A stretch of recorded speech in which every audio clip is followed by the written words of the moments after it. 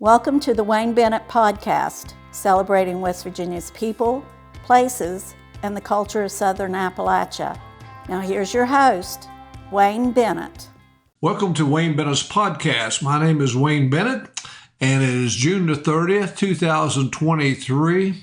And today we have a congratulatory program. Wanted to talk about some of the local sports athletes and coaches and some things that's taken place since the fiscal year, January 1st, 2023 started. And of course, even though he got most of his accolades from the sport of football, Judah Price was probably the most recognized and honored athlete that we've had in our area for quite some time, and won numerous awards as a football player and a wrestler.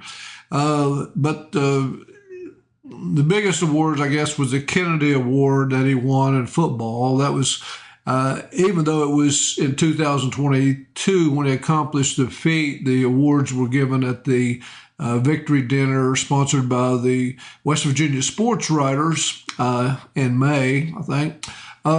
But Judah Price of Independence High School won the Kennedy Award. He also was the most outstanding wrestler, 150-pound state champ in 2023 in the AA single A division of West Virginia State High School tournament. So congratulations, Judah.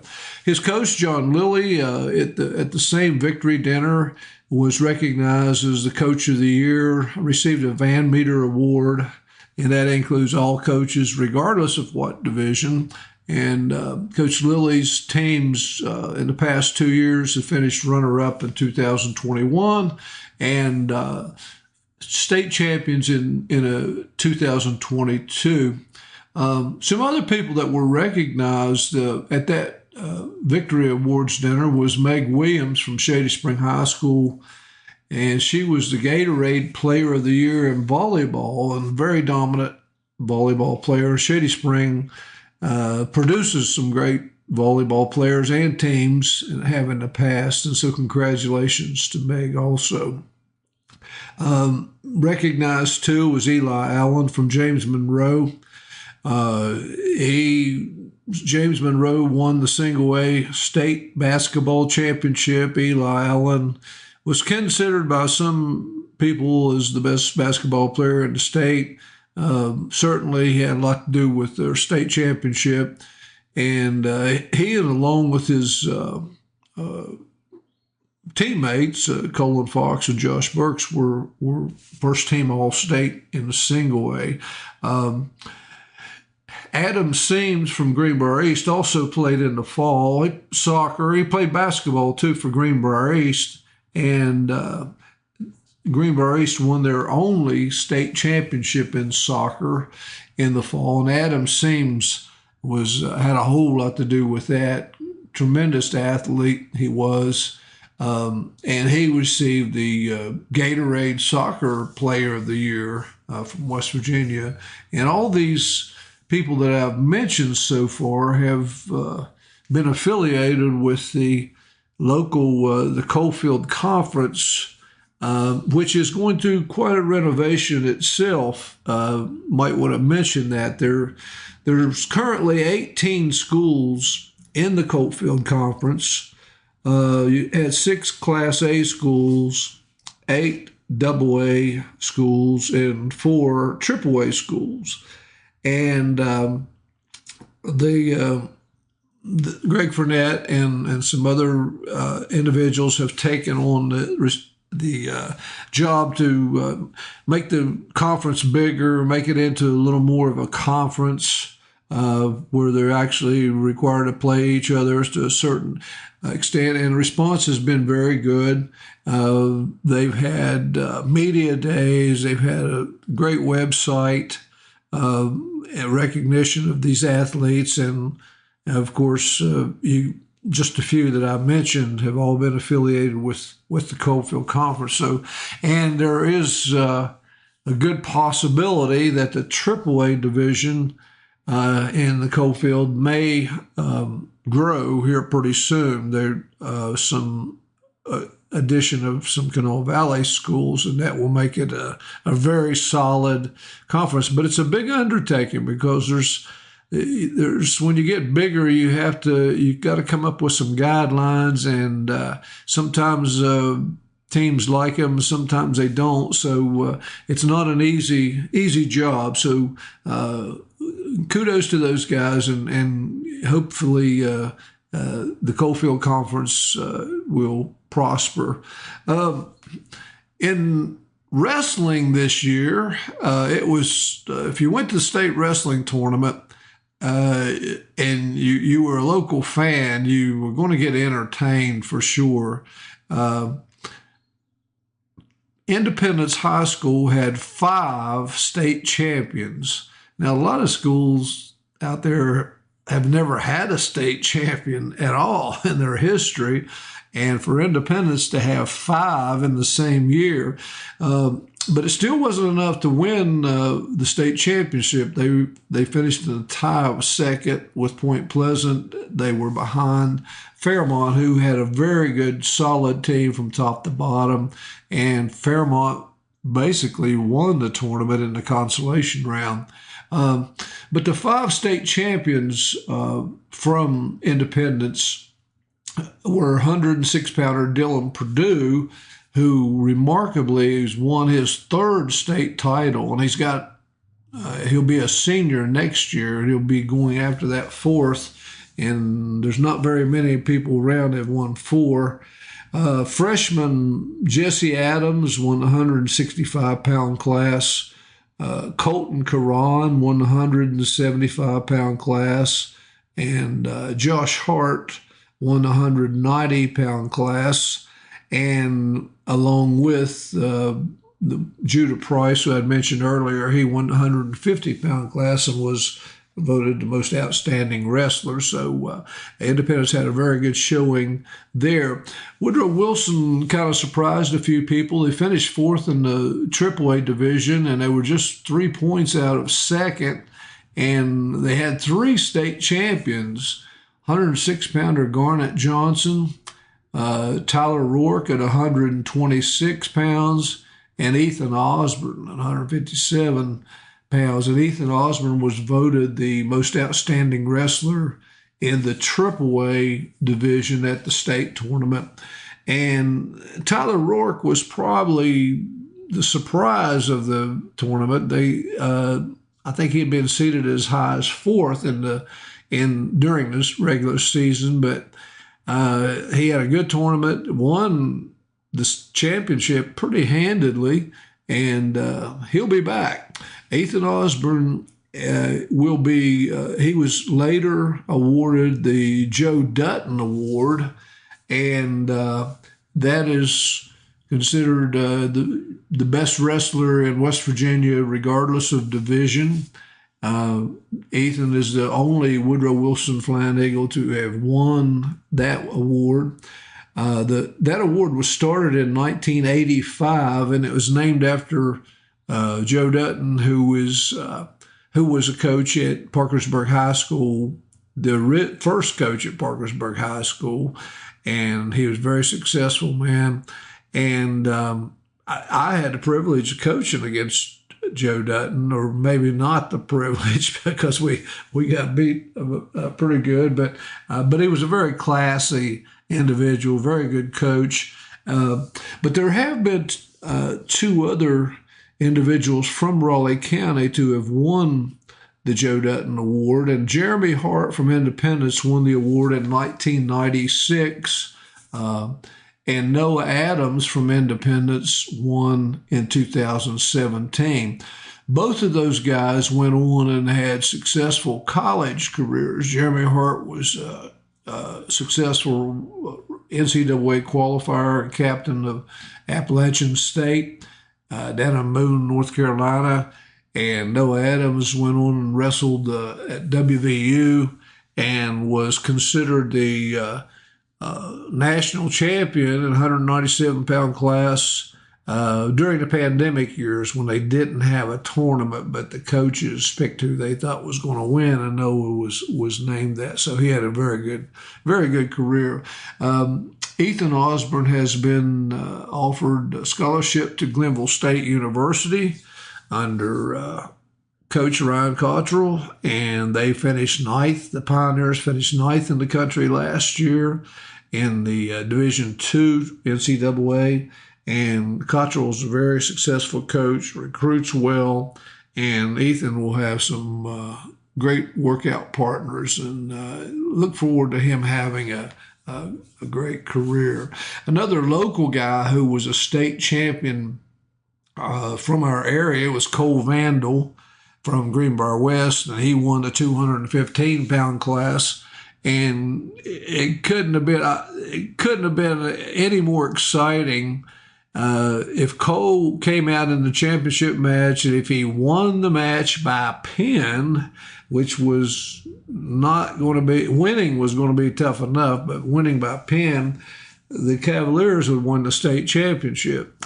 And Cole was fired up, and sure enough, he won by pin. Greenbrier West won the single-A state championship, and it was even more exciting after the match. The coaches and Cole and some other wrestlers throwing each other around on the mat in celebration. It was more fun to watch than what some of the matches were. Of course, unless you've been hiding under a rock, you've heard of the successful program the Shady Spring boys basketball team has had, and they finished second in the state in 2021. And then they played Fairmont again in 2023. I'm sorry, that was 2022. And then in 2023, they got to meet Fairmont again in the state championship, and they lost. And they finished runner-up, and it was kind of a heartbreaking experience for them. But overall, they had a great successful season. And in basketball, they've divided the teams up into 4 divisions. So Shady Spring was AAA in basketball. Don't know what they're going to do in the future, but Amar Maxwell and Braden Chapman were first-team All-State for Shady Springs. Chapman and his brother are leaving, going to play at West Virginia Tech. And Maxwell will be back, and we'll see what happens with the Shady Spring Tigers.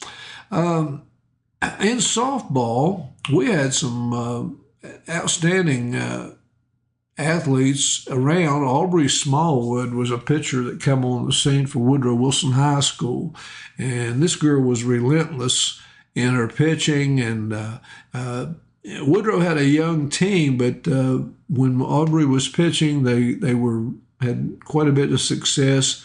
And Aubrey was first-team All-State in AAA. Also, Kendall Martin and Delaney Buckland. Delaney Buckland was a pitcher who could do about anything, and Kendall Martin, both of those players were first-team All-State in the AA division. And a girl, Kaylee Bain from Wyoming East, was also first-team All-State in AA division. So Independence has got a good program. They went to the state tournament. There are only 4 teams make it to the state, and they lost out, but they've got a pretty good nucleus of players coming back, so look for them to be right back in the hunt next year. In baseball, Cameron Mans and Jacob Meadows from Shady Springs were first-team All-State. The Tigers went to the state tournament, lost, and again, there's only 4 teams that get there. And Jacob Meadows, the coach's brother, ended up being voted the captain of the All-State team, and Cam Mans was first-team All-State. And another local person, to be first team All-State in single A was Reese Patterson of Greater Beckley, and he had a tremendous year. Overall,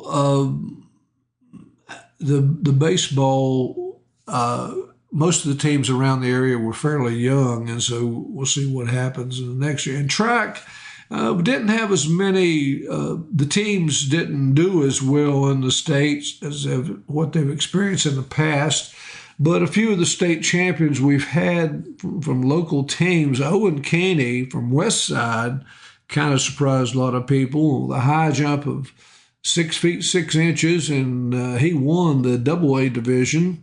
Braden Carr from James Monroe won the 400 meter run, and Bella Staples from Woodrow Wilson won the discus throw in the girls' AAA class.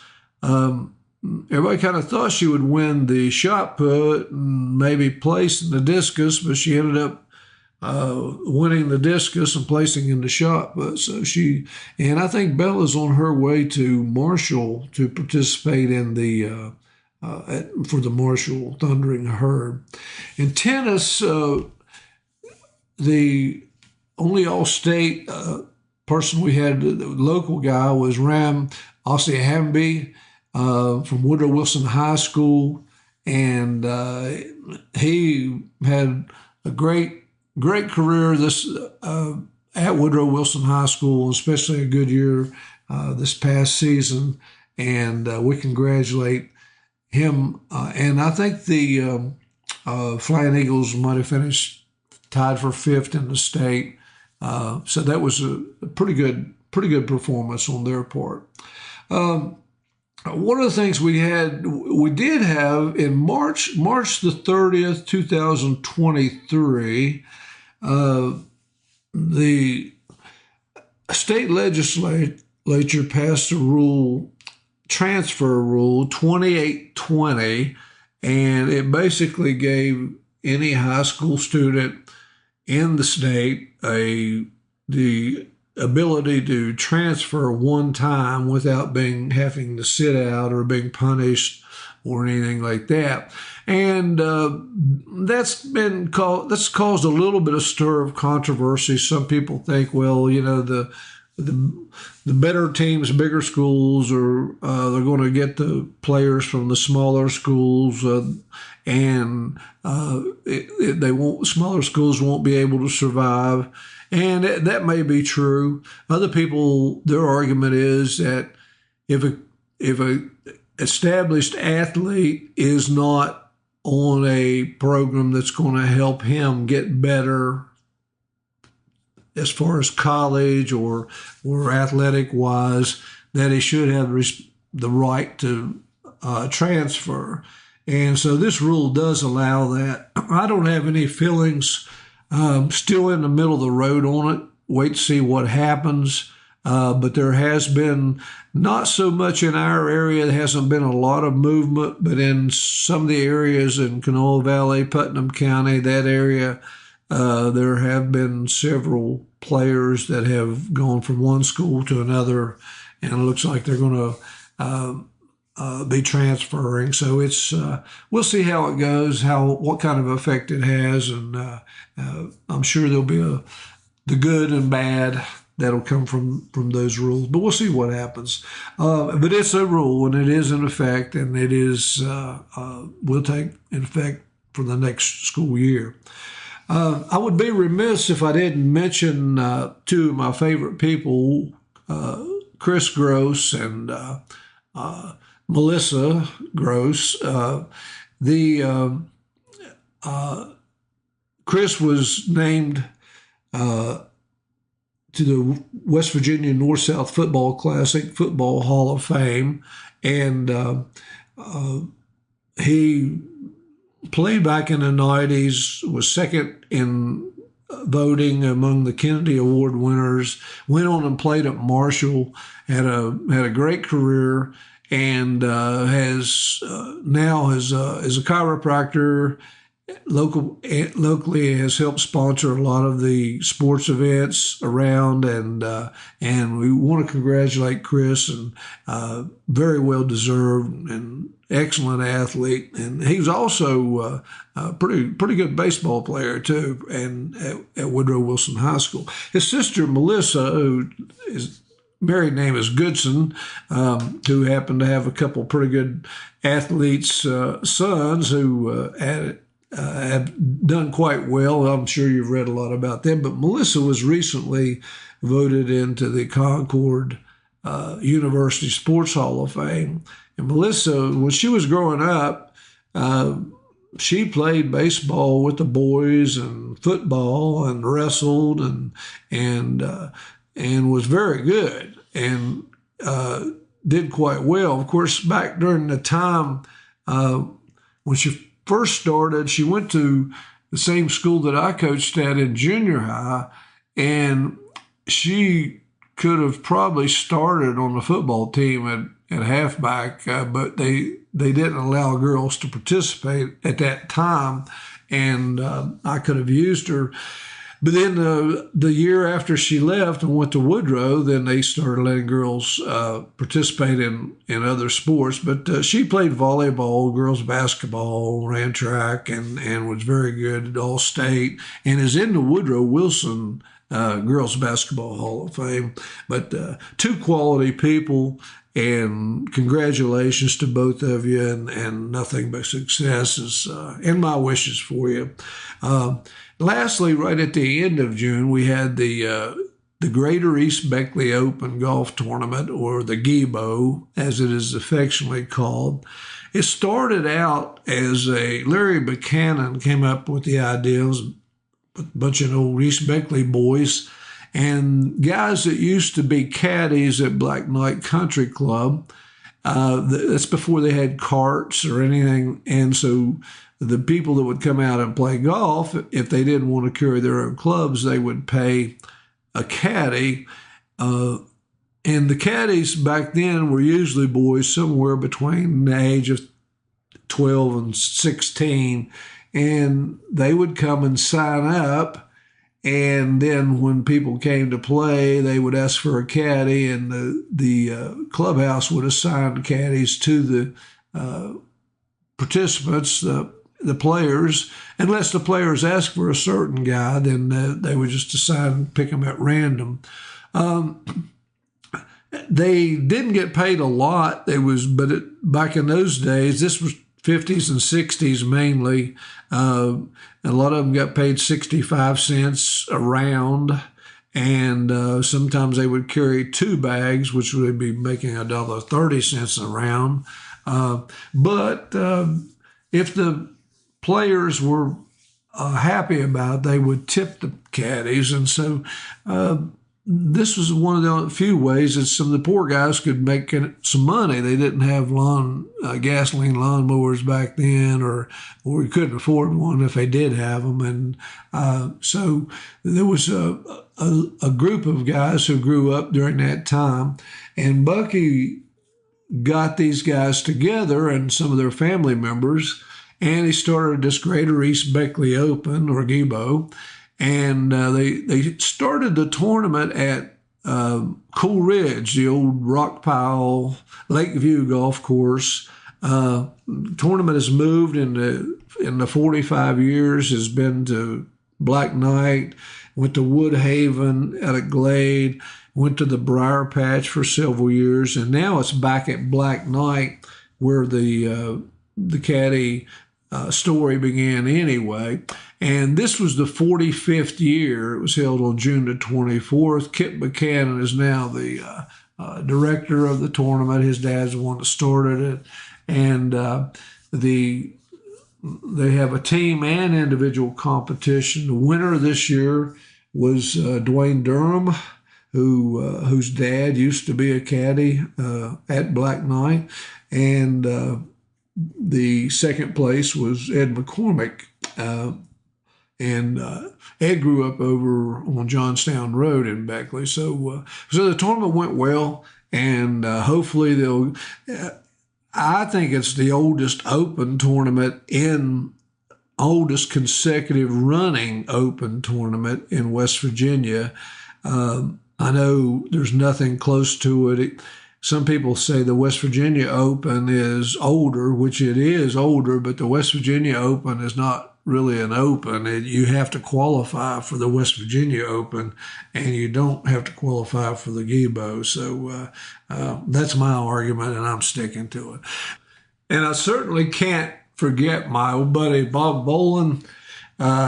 He was recently named the men's basketball coach at Glenville State University. He hasn't coached for a while. He's been in the broadcasting, and I know he's out there working now, recruiting, and he will win at Glenville State. They had a 17-16 record last year. They've had pretty good teams, but Bobby, give him time, and he's anxious to get started and back into basketball. Things have changed a little bit since he's been in it. He didn't have a portal at that time, and so it's something new. But he's busy. Nobody will outwork him, and give him 3 years, and you'll see Glenville ranked as one of the best Division II teams in the country. So those are the big things that have been happening the first 6 months around the area and sports-wise, and just wanted to give some kudos and recognition to a few of the individuals, and hopefully the next 6 months will be just as successful. Anybody out there that would like to be on our program, if you can contact me at Wayne Bennett, awbennett50@gmail.com, and we'd like to get you on here. And remember, if you're not dead yet, you're not done yet. Till next time, God bless you.